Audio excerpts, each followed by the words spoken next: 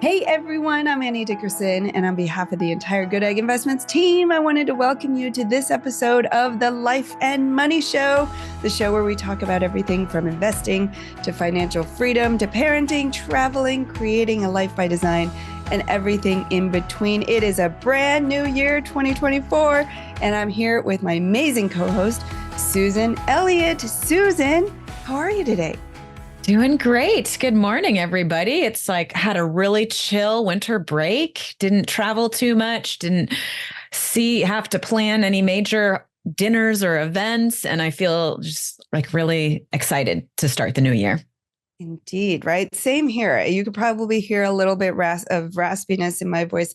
I lost my voice for almost the entire week of Christmas, which was, I don't know, kind of refreshing because I had to whisper to my kids so that it was funny. They whispered back, which was great. It was cute. So it forced me to kind of relax and rest, which is something that we all need. But, we're here. Yeah. It's a brand new year. So Susan, why don't you tell everybody a little bit about what we're going to talk about today?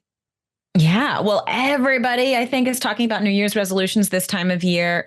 Hopefully we teed you up to kind of do some good annual reviewing from last year. If you haven't done that yet, check out some of our previous episodes recently, especially the one on self-care. That's the type of annual review you may not have thought of to do yet.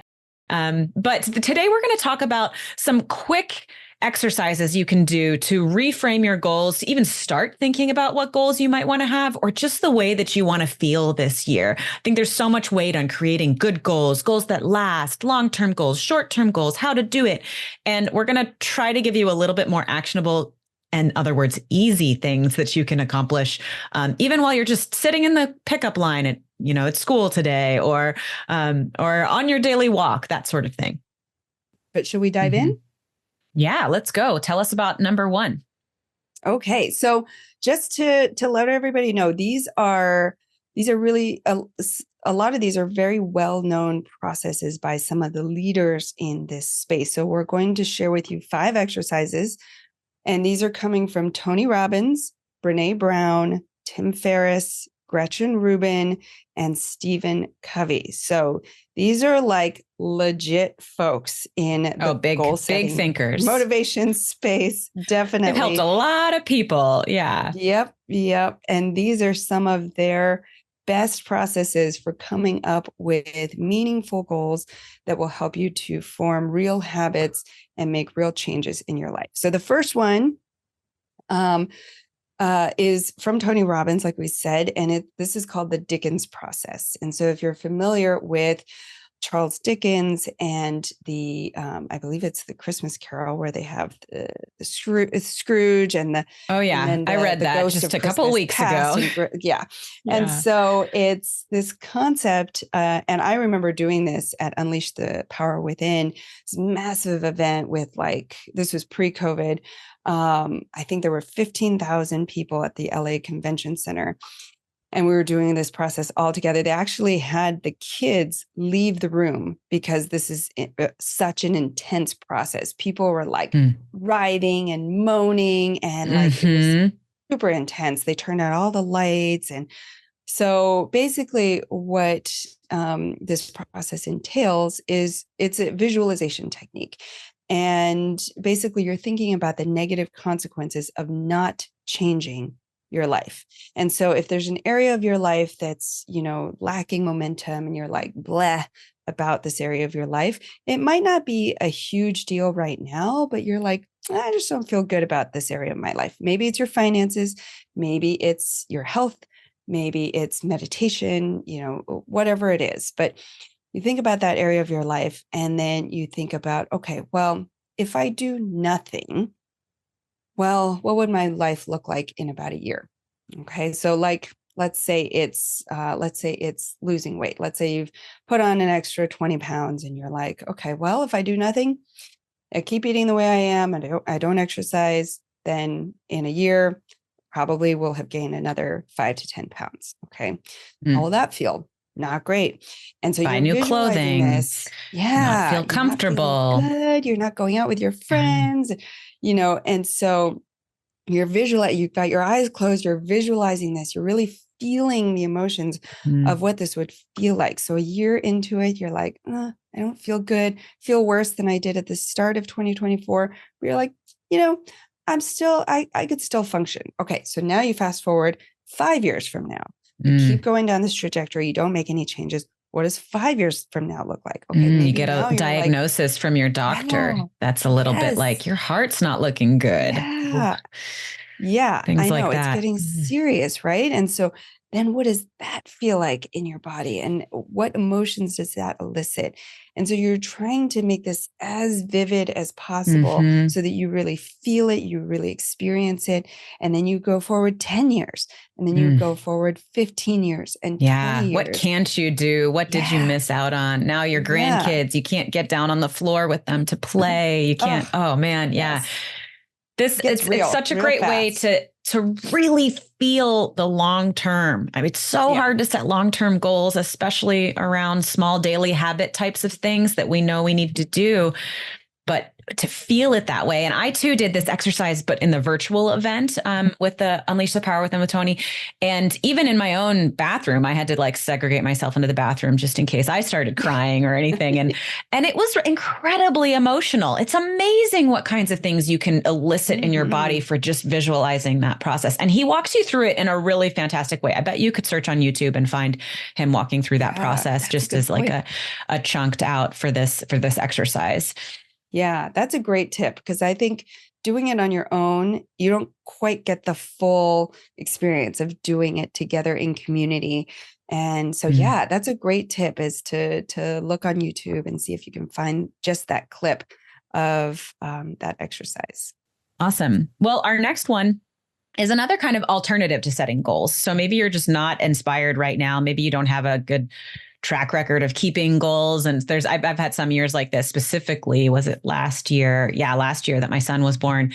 And I just was like, I almost need to not set goals because I'm exhausted and I need to just focus on my family right now, on my own health, having a baby. I had a baby in March of last year. And so we're going to talk about Gretchen Rubin's 1-word theme exercise here. So Gretchen Rubin is the author of The Happiness Project and a happiness researcher. She's got a great podcast as well with great tidbits in it.